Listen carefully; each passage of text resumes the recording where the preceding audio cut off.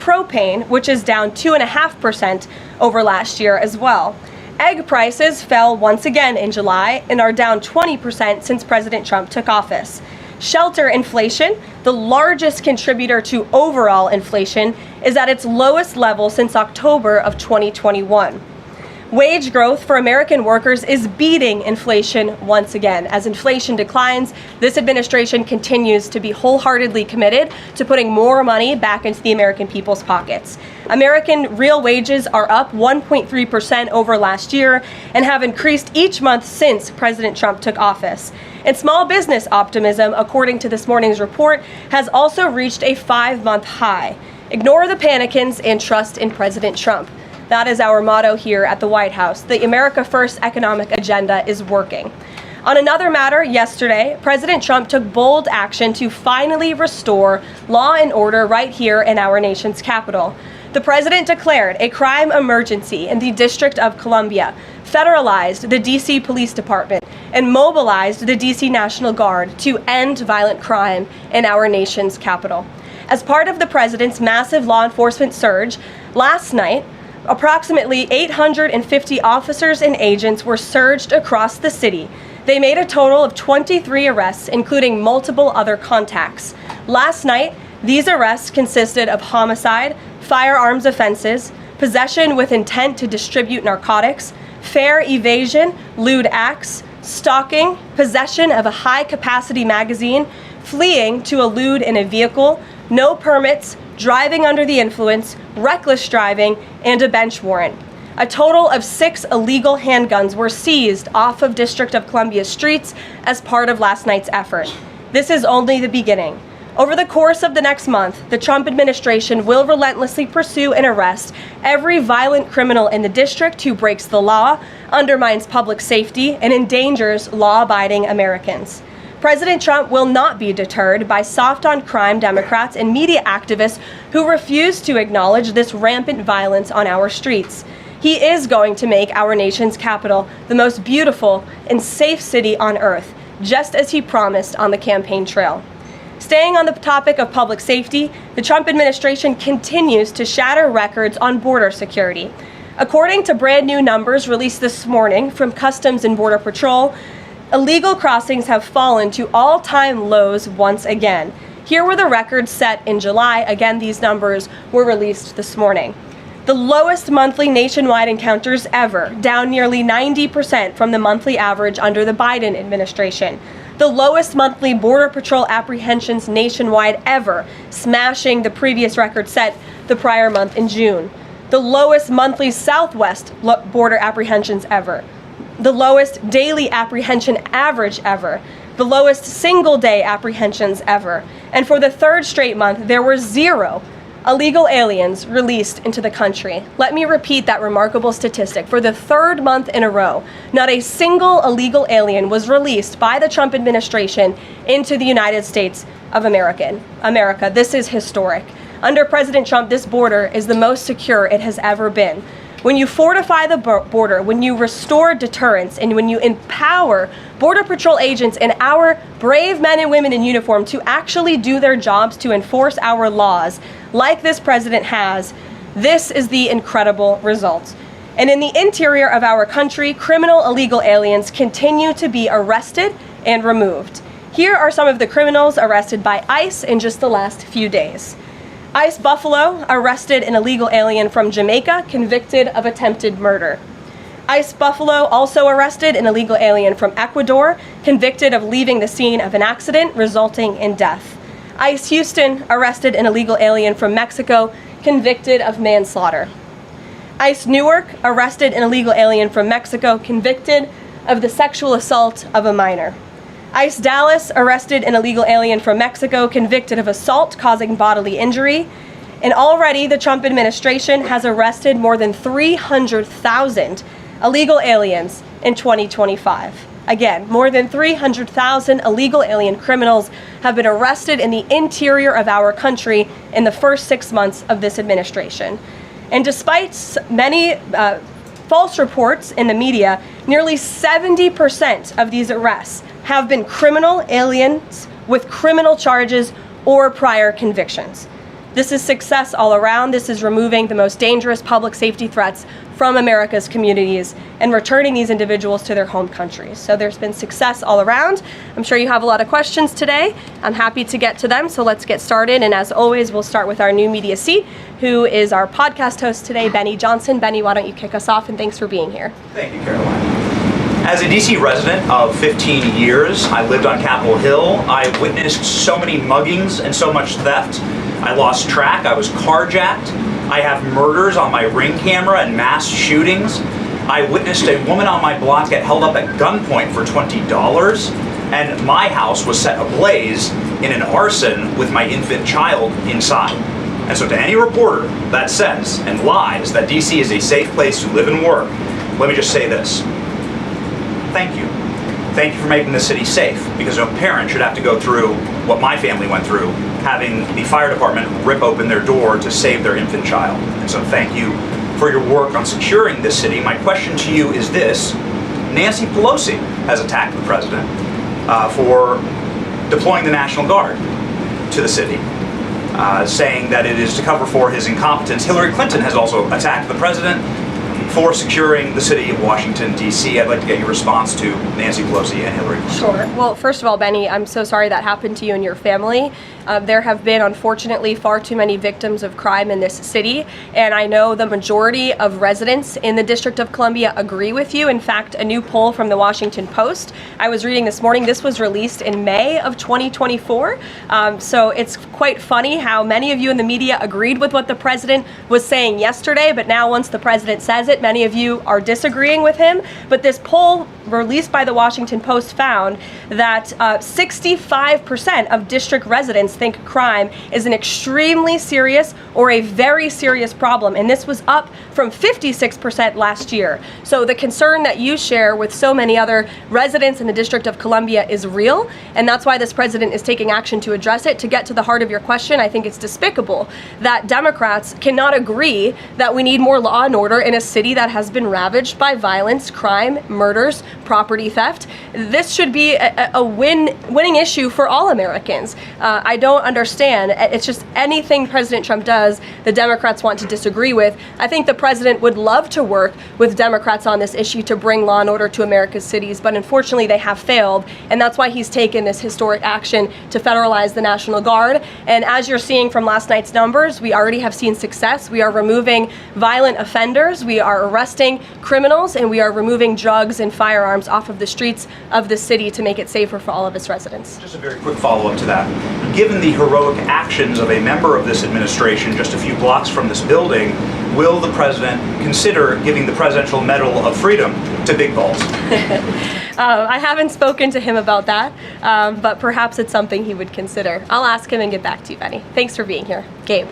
Thank you, Caroline. Regarding the President Trump summit on Friday, why not invite Ukrainian President Zelensky to that summit? I know the president said yesterday that he planned to speak with him right after the summit and even before, but why not invite Zelensky, and whose decision was it to not invite him? Was it the president or was it President Putin? Well, this meeting came about because the president of Russia asked the president of the United States to meet through his special envoy, Steve Witkoff, who, as you all know, traveled to Russia to have a conversation with Putin at his request. And so the president is agreeing to this meeting at the request of President Putin. And the goal of this meeting for the president is to walk away with a better understanding of how we can end this war. And the president said at this podium yesterday when he joined all of you in the room that he hopes in the future there can be a trilateral meeting with these three leaders to finally bring this conflict to an end. But this administration has really used every lever, has taken every measure to achieve peace through a diplomatic solution. And I think the president of the United States getting in the room with the president of Russia, sitting face to face rather than speaking over the telephone, will give this president the best indication of how to end this war and where this is headed. And another question on something that happened yesterday, but I wanted to get the White House response. A judge ruled that the grand jury transcripts in Ghislaine Maxwell's case should not be released. What's the White House's response to that? And do you plan to appeal? And what do you tell President Trump's supporters We want that information released. We think that decision is unfortunate. Of course, we moved to unseal that information because the president has said he wants to see credible evidence released. As for the appeal process, I would defer you to the Department of Justice for that. Rachel. Thanks so much, Caroline. We're learning that President Trump spoke with Ukrainian President Zelensky. I was curious if you can share any more details about their call, and did Zelensky give President Trump any red lines, any non-starters ahead of this summit on Friday? Look, I don't want to reveal the private conversations between the president and President Zelensky, but what I can tell you is that the president has deep respect for all parties that are involved in this conflict and are trying to bring this conflict to an end. After Special Envoy Witkoff returned from his meeting with President Putin in Russia, his first phone call was to President Trump. And President Trump's first phone call was to President Zelensky and to our friends in Europe to keep everybody in the loop about where the United States can see moving the ball forward to end this conflict. And so we continue to be very much engaged with President Zelensky and the Ukrainians, but also our allies in Europe as well. And then just one more for you. How does the president measure success coming out of this meeting? The president at times has suggested that Putin might be tapping him along. Is he prepared to walk out of this meeting if he senses that Putin is not serious about ending this war? I think I just answered that question for you and what the goal and the expectation of the meeting is. And I won't jump ahead of any hypotheticals, and I'll leave it to the president to speak to all of you after the meeting, which I'm very confident he will. Steve. Is he optimistic that a deal will emerge from this meeting, or is he simply going to listen? I think this is a listening exercise for the president. Look, only one party that's involved in this war is going to be present. And so this is for the president to go and to get, again, a more firm and better understanding of how we can hopefully bring this war to an end. Caroline, how did you settle on Alaska as the site for this? So there were some other sites being discussed. This is like it was a midpoint between the two meetings? There were many sites discussed, but of course Alaska is a state within the United States of America, so the president is very honored and looks forward to hosting President Putin on American soil. Last thing, is there a joint news conference planned, or will the president have a solo one? What sort of scheduling stuff? Yeah, the mechanics and the scheduling, Steve, are still being ironed out. For Friday, we're working with our Russian counterparts to put those plans into action, and of course we'll keep you all apprised on the logistical details of Friday as soon as we get them. Charlie? The president said at the podium yesterday twice that he was planning to go to Russia. Was that a verbal slip-up, or does he actually plan to go to Russia? Perhaps there are plans in the future to travel to Russia, and on Friday the president will be meeting with the Russian President Vladimir Putin in Alaska, as you know. Phil? Last week, the president said the CEO of Intel was highly conflicted, seeming to cite his past investment with Chinese companies that were doing business with the Chinese military. Yesterday, he called his meeting with that CEO a success. So what can you tell us about what the Intel CEO said to President Trump that changed his mind? The president put out a statement that you cited, Phil. I will leave it at that. He shared his thoughts on that meeting and how it went, and for any further comment on that, I'll leave it to him to make. Will the Bureau of Labor Statistics continue to put out monthly jobs reports? Well, look, what I'll tell you about the Bureau of Labor Statistics, I believe that is the plan, and that's the hope, and that these monthly reports will be data that the American people can trust. As you know, the Bureau of Labor Statistics has made massive revisions after the last several reports that they have put out. And there has certainly been a decline in the quality and the reliability of data coming from the Bureau of Labor Statistics, and there's been an increase in revisions. And this president and the administration is finally tackling this problem that so many have talked about, and the president is actually doing something about it. We need to restore new leadership that we can trust. As you know, the president has appointed someone new to take over the BLS, and so we need to look at the means and the methods of how the United States is acquiring this very important data, and all of that is going to be done, and the goal, of course, is to provide honest and good data for the American people to make very important economic decisions on. Michael. Thank you, Caroline. Two questions, if I may. The president has talked about land swaps between Russia and Ukraine. Vladimir Putin says he wants Russia to hold on to Russian-occupied territory in eastern Ukraine. Is the White House at all concerned about the messaging that potentially giving over or allowing for Russia to maintain its occupied territory in eastern Ukraine, what that might say to other U.S. adversaries like China? Look, right now, the President of the United States has done more to end this war than his predecessor, Joe Biden, who allowed this war to take place. This war, don't forget, happened at the result of the weakness and the incompetence of the previous administration. And so the president inherited this conflict, and he is determined to end it. And it's a very complex and complicated situation. As for the details of the plans that have been kind of tossed back and forth, I won't get into those, and I will let the President of the United States discuss those plans with the President of Russia, with our European allies, and the President of Ukraine, Zelensky himself as well. Sure, go ahead, in the green. Thank you, Karoline. As far as the policing and security operations in You DC, speak up. is there a timeline? Do we know what success looks like? And is it going to last longer than 30 days? And also, is there going to be an immigration enforcement aspect to this? So can you speak up a little bit? The air conditioning is bumping in here for all of you today after yesterday's heater, so we've got to stock up. You're welcome. Go ahead.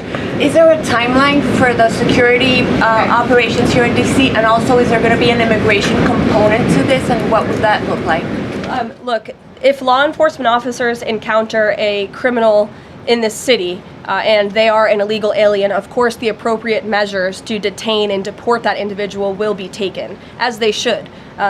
No city should be a sanctuary for anyone other than law-abiding American citizens, and that has been the position of this administration since day one. As for the timing, we will reevaluate and reassess and make further decisions after this 30-day period is up.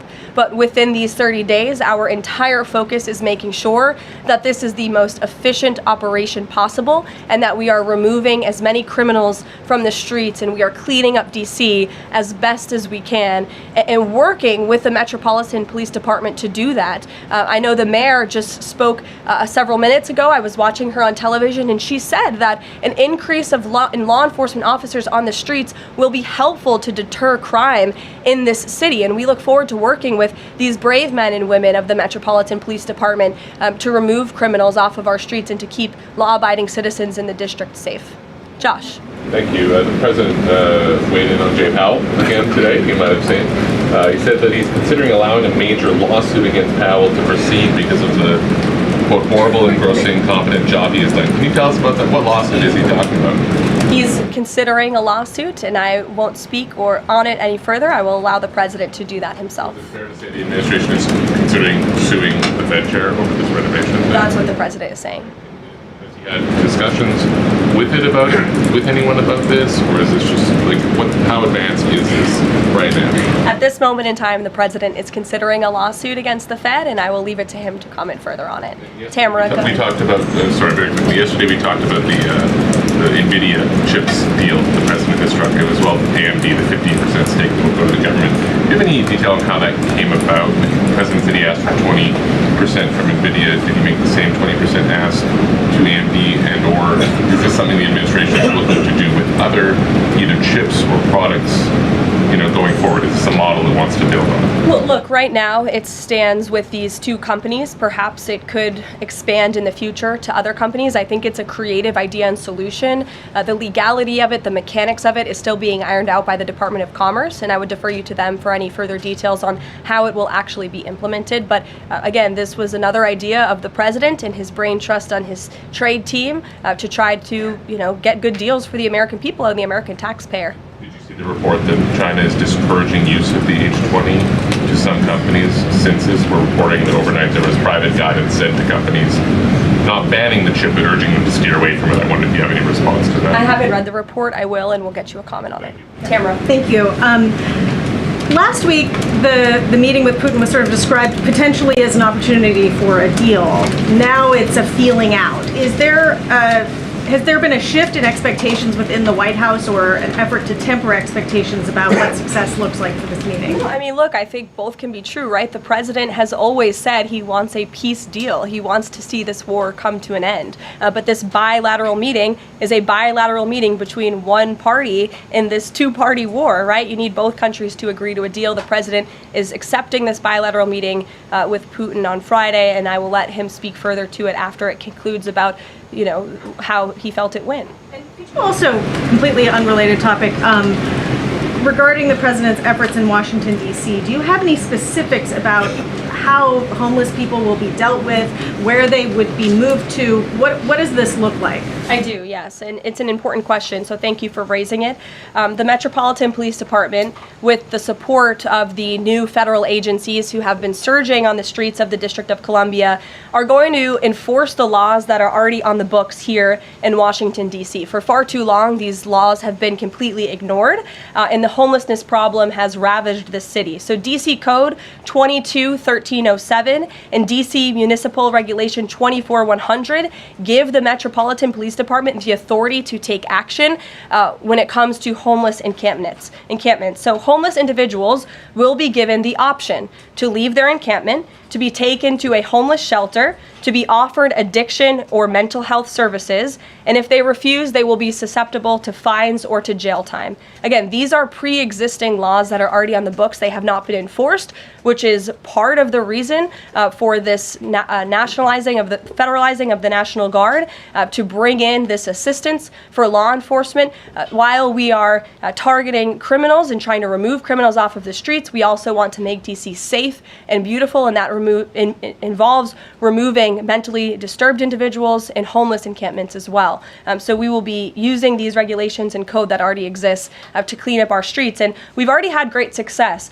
Not many of you picked up on this, but the United States Park Police has actually done remarkable work in terms of removing homeless encampments from the city. Since the president signed this executive order in March, 70 homeless encampments have been removed by the U.S. Park Police. There are only 2 homeless encampments remaining in D.C. federal parks under the National Park Service's jurisdiction, and the removal of those 2 remaining camps is scheduled for this week. So the U.S. Park Police will be leading this effort alongside MPD. Just very quickly, he had talked in one of his social media posts about moving them very far outside of the city.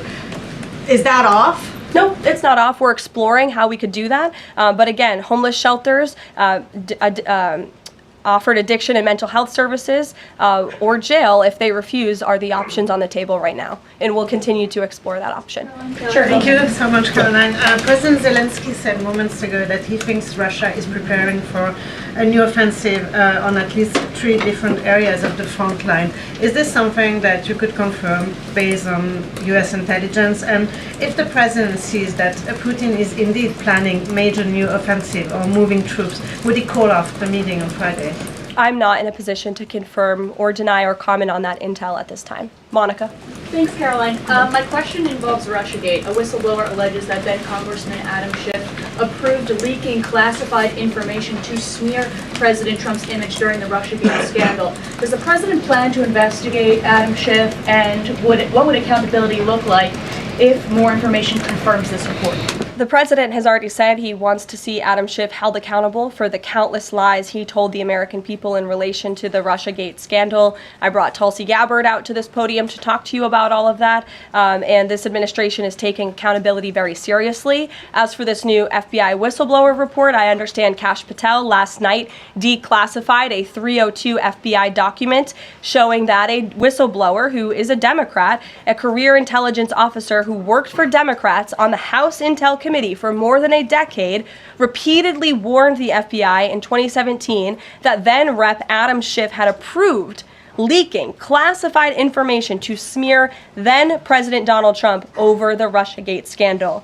This is obviously a bombshell whistleblower report. Hopefully more people in this room will cover it as such. And I have a quote from the FBI director for all of you. He has said this: "For years, certain officials used their positions to selectively leak classified information to shape political narratives. It was all done with one purpose: to weaponize intelligence and law enforcement for political gain. Those abuses eroded public trust in our institutions. The FBI will now lead the charge with our partners at DOJ, and Congress will have the chance to uncover how political power may have been weaponized and to restore accountability." That's what the administration is focused on, and hopefully we'll see some more media reports on this whistleblower allegation. If this were reversed, if this were allegations against the president or any of these cabinet officials, I'm sure everyone in this room would cover it as such. Elizabeth, go ahead. Thanks, Caroline. After yesterday's action to federalize the DC police, is the president still interested in working with Congress to end the Home Rule Act, something he's talked about in the past? Senator Mike Lee has a bill on it. Is that something he's still interested in? The president is very much still interested in working with Congress to address many of the issues that have plagued Washington, D.C., such as the cashless bail policy, which has been a complete disaster for the city. Juvenile delinquency is another major problem in the city that Congress can address. So I know Congress is on recess right now. When they get back to work to Washington, this president looks forward to having these conversations with our friends on Capitol Hill so we can work with them to make D.C. safe and beautiful again. And again, we encourage Democrats to join us in this effort. Perhaps their approval ratings would move up a little bit if they did. I saw a new poll today. Democrat approval rating is at an all-time low, 32%. If they could just stand by the basic notion of law and order, perhaps they would see that tick up a bit, and we welcome them to do that. Dasha. Thanks, Caroline. President Trump yesterday at this podium indicated this, so has NATO Secretary General Mark Rutte, that in order for peace to happen, it is very likely that Ukraine will have to cede some land to Russia. Zelensky has repeatedly said no land for peace. That's not going to happen. Has this administration communicated to Zelensky that he's going to have to change that position? Look, I appreciate your asking that question in a different way than your colleague Michael in the back. I don't want to get into the details of these negotiations and these discussions that have taken place out of respect for where we are right now, and I'll let the president speak on it further if he wishes to. One more about Israel. Sure. I know the president has had a call with Prime Minister Netanyahu recently. Netanyahu is planning to seize the remainder of Gaza City. What is the administration's position on this move by Israel's government? Look, this is an incredibly complex and complicated war that, again, was inherited by this president, by his predecessor, Joe Biden. October 7th was one of the worst days in history. We saw innocent people slaughtered, murdered, kidnapped by Hamas terrorists. This administration has taken extensive time and effort and resources since Inauguration Day in January to end this conflict. We have given many flexible arrangements backed by Israel to Hamas, and unfortunately, Hamas has never agreed. Looking ahead, I will let the president speak on where he sees this going, but this is, of course, an incredibly complex and complicated situation. The administration has made our goal clear. We want to see this conflict end. We want to see the hostages released, and we've tried. The president and his national security team have given extensive effort and time to doing that. With how Israel has used those resources and the assistance that you've provided? Look, I'll let the president speak on the further actions that Israel may or may not be taking. Good to see you. Good to see you as well, Caroline. Thank you. The Kremlin is expressing interest that Friday's meeting will move beyond just terms to end the war into improving bilateral relations. There's talk over how they're interested in potentially restoring direct flights between Russia and the United States. Is President Trump open to those kind of peripheral conversations, or is this directly focused on ending the war in Ukraine? I think this conversation on Friday is focused on ending the war in Ukraine as far as the president's perspective goes. Those conversations, I think the president is interested in having, but his main priority right now is ending this war and to stop the killing that has gone on for far too long. You're welcome. Caroline. In the back. Go ahead. Yeah, two questions on the economy. So first, we've had small businesses tell us that it's not foreign exporters who are eating the tariffs, it's them. And they've held off on raising prices, but soon they're going to have to raise prices. What is the White House's message to them? The White House's message to our small business owners across the country is you have never had a better ally or friend or supporter in this White House than President Donald Trump, who is a businessman himself, who understands your concerns and who wants to restore wealth back to our country through the powerful use of tariffs. And that's what he's focused on doing, while simultaneously driving down costs. You have to remember, we are 6 months into this administration, and we had a president who had no business experience, had no idea what he was doing, and who funneled billions of wasteful spending dollars into our economy, which created the worst inflation crisis in a generation. Now this president is focused on tackling inflation, deregulating, cutting costs, cutting red tape to make it easier for small business owners to thrive. And again, the economic indicators show that we are moving in the right direction. In January, when this president showed up to the White House, the 6-month annualized core inflation rate was 3.7%. Today, 6 months later, the 6-month annualized core inflation rate is 2.4%. So we are trending in the right direction, moving forward since President Trump took office, for another 6 months, inflation will be tracking at 1.9%. At this trajectory, you look at grocery prices, they fell, energy prices fell, fuel oil fell, ship fares fell, propane fell, butter, margarine, eggs, non-prescription drugs. You go through the list of items that are falling. And then I would also point to that report this morning showing that small business optimism has reached a 5-month high. So look, we inherited an economic mess from the previous administration, but this administration is focused on fixing it every day. And part of that is signing the largest tax cuts into law to put more money back into the pockets of these small business owners. Just on the BLS, they collect the inflation data, obviously. If the jobs data is not reliable, should Americans trust the inflation data? Well, look, the jobs data has had massive revisions.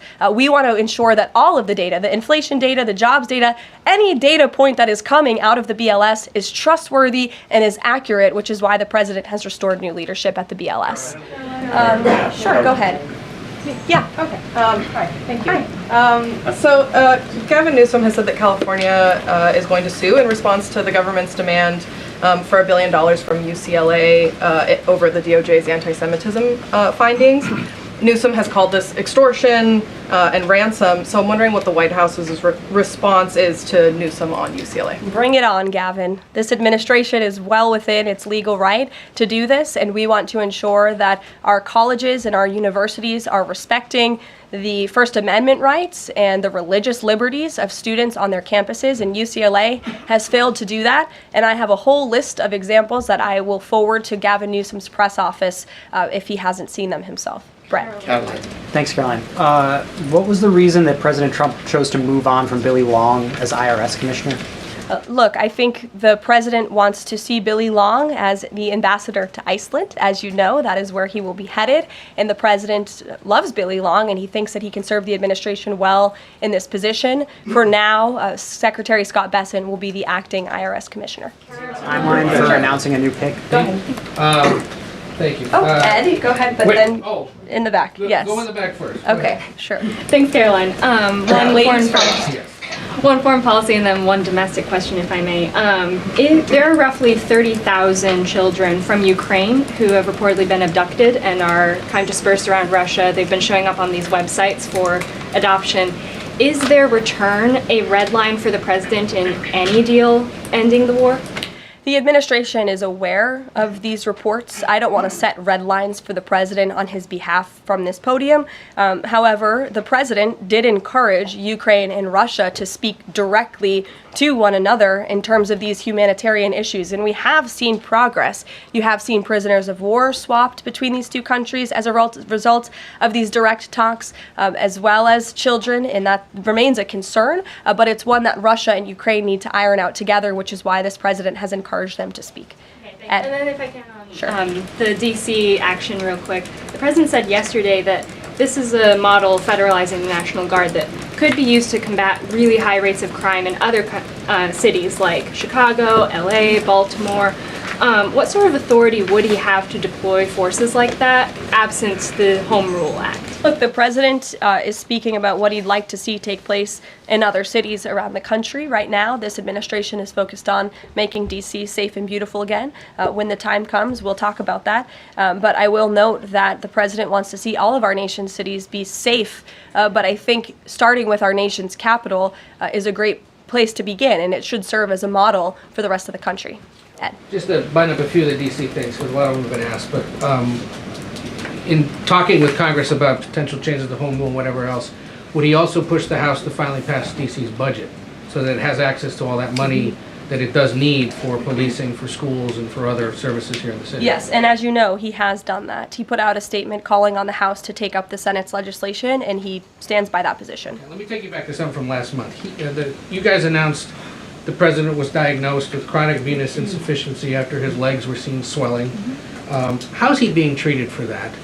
And while you were upfront about those health issues, curious if the White House would be willing to let us speak with his physician directly about those health issues. I know there were a lot of concerns about the last White House not making the physician available. Would the physician be available in this case? I don't want to make that commitment on behalf of the physician, but it's certainly something we can look into and explore out of the effort of transparency, because unlike the previous White House, there is nothing to hide. You guys see this president working around the clock, literally 24/7, all of the time, and I will be happy to look into that request. Can we at least get an update on how he's being treated for the swelling legs and for the hands and the other issues? Look, you see the president every day. He's moving, he's working, he's continuing. There have been no adjustments made to his lifestyle. Hey, Karoline, I have two questions, one on DC, but on the Putin meeting on Friday, does the president plan to meet with Putin one-on-one? Yes, that's part of the plan. And as for the other mechanics and logistics, I will let our team speak to that when they're ironed out. And on what's happening in DC with the federal takeover, what we've heard from the mayor and the police chief is that their understanding is there has been no change in the leadership structure. In the White House's view, who is in charge of the MPD right now?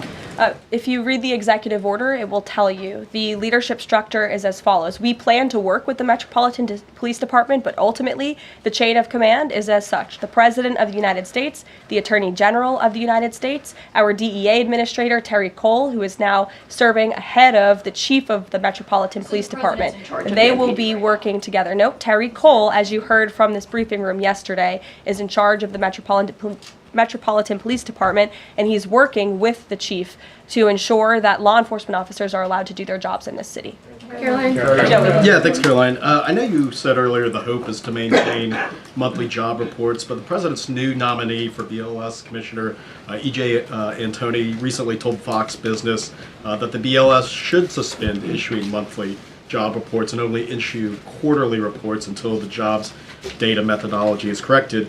So does the president disagree with that assessment that his nominee is said there, or suspending these monthly job reports a real option? I think he floated the idea of possibly suspending until they can get the data and the methodology in order. And this president wants to ensure that the BLS, again, is putting out accurate and honest data that the American people can trust. Since you brought up the new commissioner, he holds a master's and doctor's degree in economics from Northern Illinois University. He's the chief economist in the Heritage Foundation's Center for the Federal Budget. And in addition to his work at Heritage, he has multiple other roles. He's been widely renowned for his work on economic issues. He's been called before Congress to testify as an economic expert. So he's a qualified individual, and the president trusts him to lead this important department. Take a couple more questions. Sure, go ahead.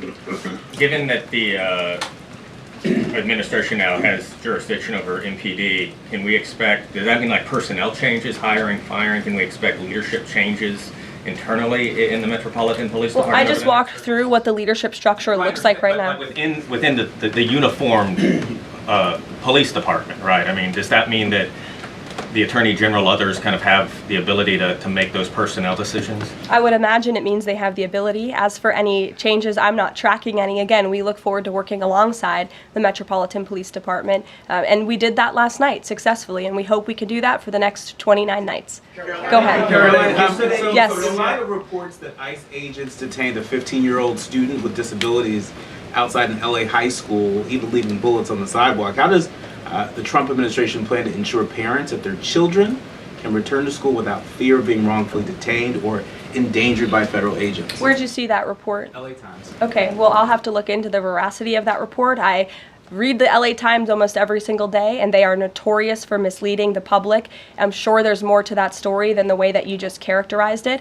This administration wants to ensure that all school children across the country in every city from Los Angeles to DC can go to school safely, and that's part of this administration's effort to federalize the National Guard in Washington, to ensure that ICE is removing child predators. I just read you a list of a handful, just a handful, of the hundreds of thousands of child predators that this administration is removing off of the streets of Los Angeles and every other community across this country, because we want to ensure this is a country where American school children can be safe, where they can prosper, and where they are not threatened by violent criminals, whether they are illegal or whether they are American citizen homegrown criminals, as this president calls them. So I will gladly go check on that report, and I'll get you the facts. Thank you, everyone. Caroline? Thank you. Thank you.